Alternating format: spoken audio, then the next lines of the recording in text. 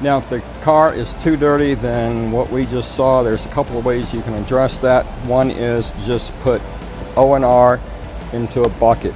I've got about a gallon and a half of O&R in here.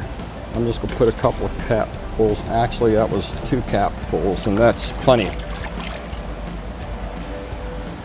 So I actually accidentally put 2 capfuls in. That's okay, it's not a big deal.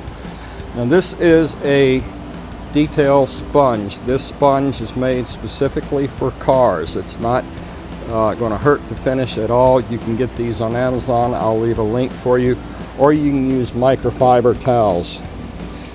So if you're going to, if you want to do it this way, I really like this method. It works really well. Let's go over the car and show you. Let's say that the car is really dirty and spraying it isn't going to get it. All we have to do is take the sponge to it, just like this, or a microfiber towel, whichever you've got. Either will work. I just kind of like the sponge, and it's not going to hurt your coating at all. And that's it. And then all we have to do is dry it. We don't have to take another hose to it or anything like that. We can just dry it right now.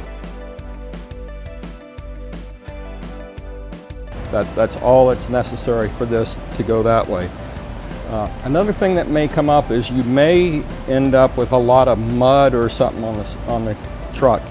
In that case, you can literally take the garden hose and spray it off, or pressure washer, whatever you have, spray it off and then go over it the way I just did here, or you can spray over top of it. Either way will get it done.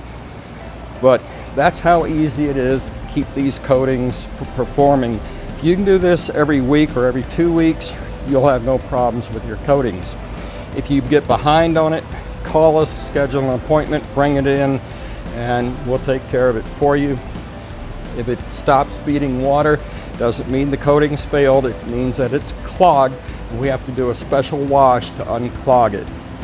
Thanks for watching. Call us if you got any questions.